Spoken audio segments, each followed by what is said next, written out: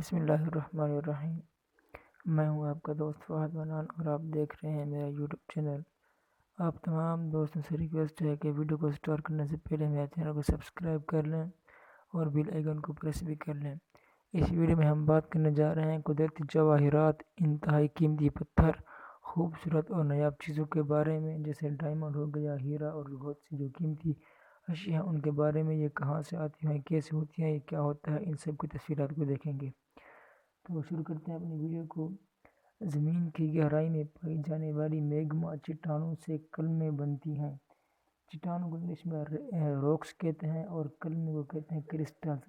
جب یہ چٹانیں یعنی روکس سطح زمین کی طرف اوپر اٹھتی ہیں تو کرسٹل شکل اختیار کر لیتی ہیں۔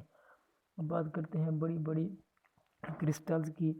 ایک بڑی کرسٹل 1 سے 2 میٹر لمبی ہوتی ہے، مگر اس کی خصوصیات وہی ہوتی ہے جو چند سینٹی میٹر لمبی قلم کی یعنی کرسٹل کی ہوتی ہے۔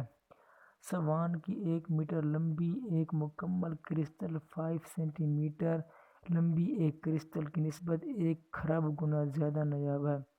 اب بات کرتے ہیں سب سے زبردست معدنی اشیاء کا سلسلہ۔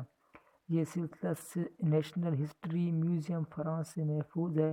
برازیل سے حاصل کردہ سب سے بڑی کرسٹلز سب سے زیادہ خوبصورت ہیں۔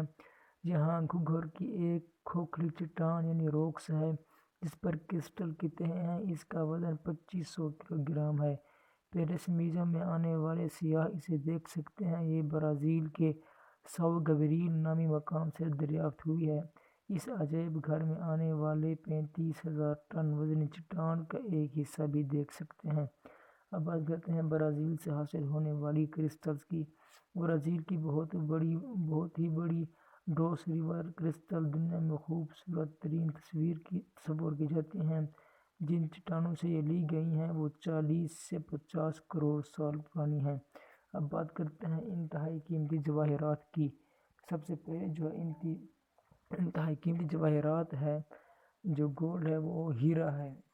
ہیرا جو ہے یہ شیشہ کاٹنے کی صلاحیت رکھتا ہے۔ شفاف اور چمکدار ہیرا بے رنگ، بھورا، گلابی، سبز، نیلا یا زرد ہو سکتا ہے۔ اسے تراشنے والے تراش خراش کے ذریعے اس کی چمک اور دمک اور خوبصورتی میں اضافہ کرتے ہیں۔ قدرتی حالت میں یہ کمبرلائٹ میں پایا جاتا ہے۔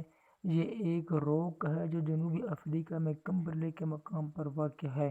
ڈائمنڈ جو ہے یہ ایک کاربن ہے اور جو دنیا کا سب سے قیمتی ڈائمنڈ ہے وہ ہوپ ڈائمنڈ ہے جو کہ نیلے کلر کا ہے۔ اب بات کرتے ہیں سرخ یاقوت اور نیلم کی۔ دونوں کے رنگ تیز ہوتے ہیں اور دونوں ہی ایک بے رنگ پتھر سے بنتے ہیں جسے کورونڈم کہتے ہیں۔ اس پتھر میں کرومین کی موجودگی یاقوت کو سرخ رنگ دیتی ہے، جبکہ آئرن اور ٹائٹینیم کی خفیف مقدار کے باعث نیلم کا رنگ زرد، سبز یا نیلا ہوتا ہے۔ اب بات کرتے ہیں فیروز اور زمرد کی۔ ان قیمتی پتھروں میں کچھ کثافتیں پائی جاتی ہیں جو ان کی خوبصورتی اور دوسرے پتھروں کے مقابلے میں قدرے کم کر دیتی ہے، تاہم یہ کثافتیں ان کا ماخذ معلوم کرنے میں مدد دیتی ہیں۔ سب سے خوبصورت زمرد کولمبیا میں پایا جاتا ہے۔ اب بات کرتے ہیں خوبصورت اور نایاب کی۔ سونا، چاندی اور پلاٹینم اپنی مثال خوبصورتی کے ساتھ دنیا کی سب سے قیمتی دھاتیں ہیں۔ انہیں دھاتی اینٹیں یعنی انگوٹس، جواہرات اور کوئنز بنانے اور صنعتوں میں بھی استعمال کیا جاتا ہے۔ سونا جو ہے بہت مہنگی دھات ہے، لوگوں میں ہمیشہ سے اس کی خواہش رہی ہے۔ یہ سونے کی طلب ہی تھی جس کے باعث لوگ 15ویں اور 16ویں صدی میں دور دراز کے سفر کرتے رہے ہیں۔ سونا امریکہ کی ریاست کیلیفورنیا میں سونا 19ویں صدی میں دریافت ہوا۔ اس کے بعد لوگ سونے کی تلاش میں نکل پڑے۔ اس دھات کو سنگ مردار یا سوان سے حاصل کیا جاتا ہے جہاں یہ اس کی رگوں میں اکٹھا ہوتا ہے۔ سونے کو علیحدہ کرنے کے لیے کچ دھات کو پیسا اور پھر پگھلایا جاتا ہے۔ ڈھلوں کی صورت میں سونا ریت اور کنکریٹ میں بھی پایا جاتا ہے۔ اسے حاصل کرنے کے لیے لوگ ریت اور کنکریٹ کو دھوتے اور چھانتے ہیں۔ 1872 میں آسٹریلیا میں سونے کا 99 کلو گرام وزنی ٹکڑا دریافت ہوا تھا۔ اب بات کرتے ہیں پلاٹینم، سونے جیسی قیمتی دھات کی۔ یہ دھات جو ہے پلاٹینم ایک ایلیمنٹ ہے، صنعتوں اور زیورات میں بنانے میں استعمال ہوتی ہے۔ یہ سونے کی کانوں یا نکل کے ذخائر میں دانوں کی صورت میں پایا جاتا ہے۔ پلاٹینم کے بڑے ٹکڑے بہت کم ملتے ہیں۔ اب تک ملنے والا سب سے بڑا ٹکڑا 9.7 کلو گرام ہے۔ اب بات کرتے ہیں چاندی وسیع پیمانے پر استعمال ہوتی ہے۔